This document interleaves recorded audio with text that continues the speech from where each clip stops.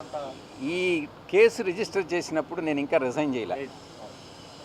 నేను ఆ రోజు కూడా చెప్పాను, పార్లమెంట్ బయట ప్రెస్ని అడ్రస్ చేశాను, ఈ విషయాలే చెప్పాను. నేను అప్పట్లో నాకు పూర్తి వివరాలు తెలియదు.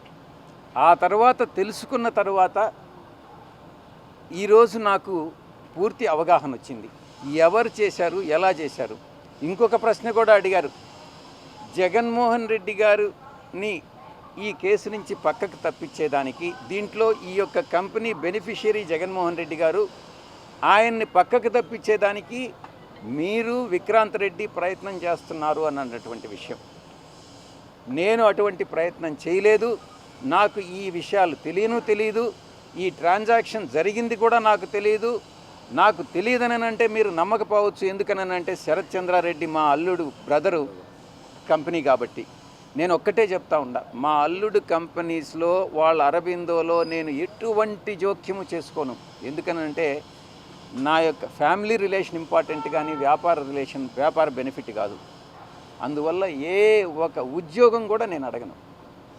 మీరు ఇందాక ఒక అధికారి పేరు, ఆ అధికారి ఎవరి మిమ్మల్ని స్పెసిఫిక్గా టార్గెట్ చేయాలి, పేరు ఏమైనా చెప్పగలరా?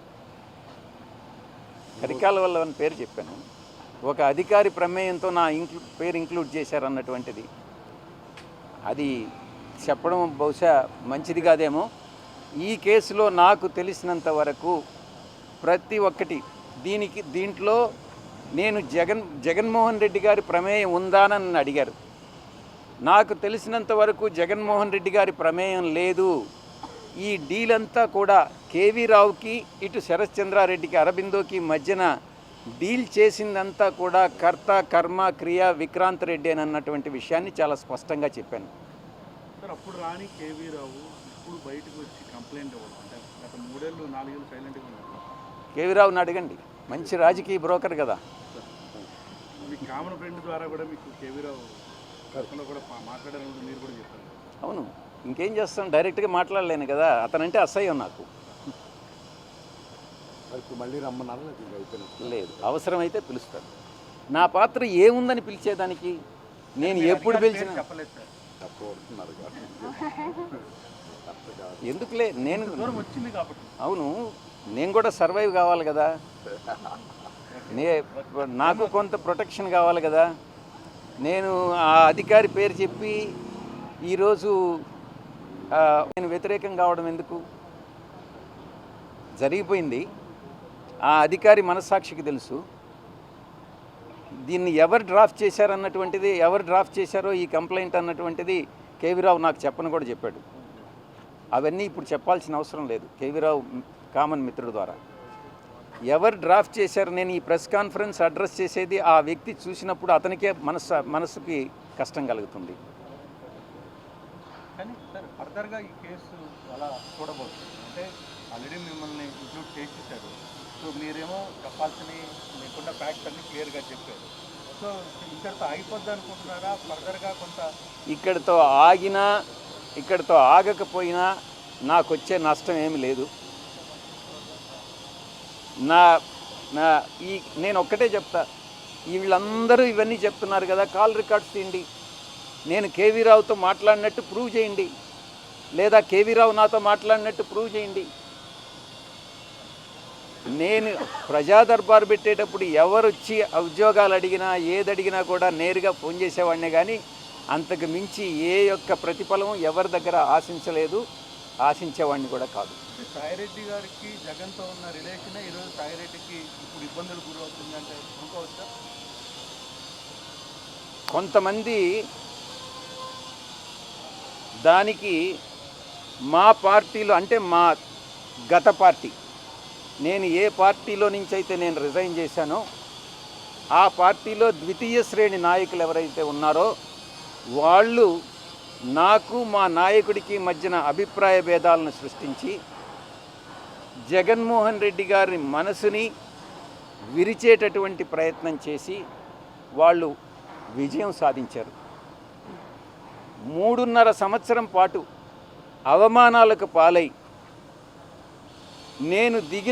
నేను దిగినటువంటి ప్రతి మెట్టు కూడా కొంతమంది పైకెక్కడం జరిగింది, వాళ్ళు పైకెక్కేదానికి ఉపయోగపడడం జరిగింది. దీంట్లో చాలామంది పాత్రదారులు సూత్రధారులు ఉన్నారు.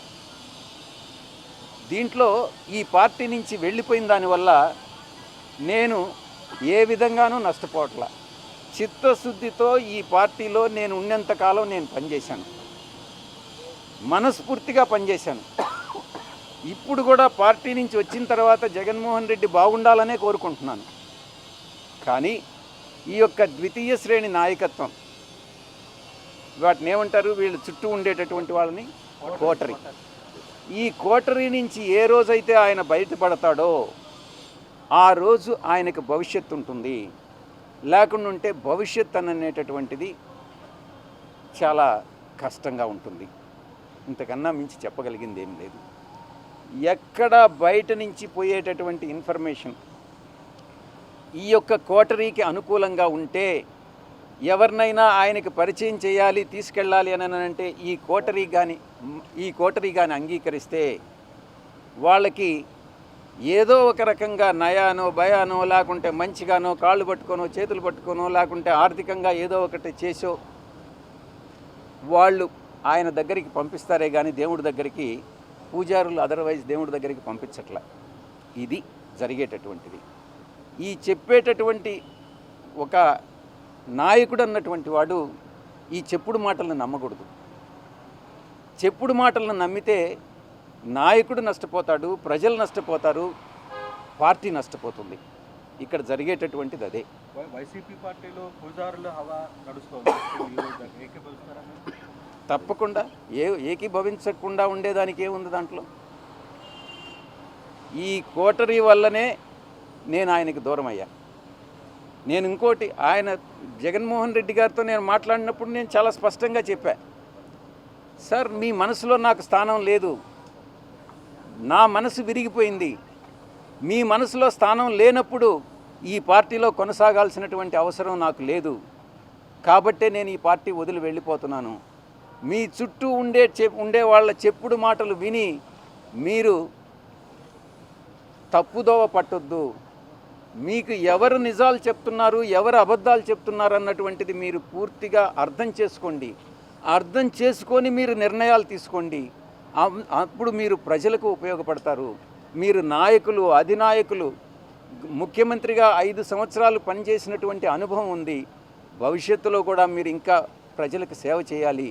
కాబట్టి ఈ చుట్టూ ఉండేటటువంటి వాళ్ళ మాటలు వినవద్దు అని నేను ఫోన్లో మాట్లాడినప్పుడు లండన్కి నేను చాలా స్పష్టంగా చెప్పాను. నా మనసు విరిగిపోయింది కాబట్టే నేను పార్టీ నుంచి బయట వచ్చా. రాజకీయాలను చేశారు. జగన్ గారే ఉండమని చెప్పారు.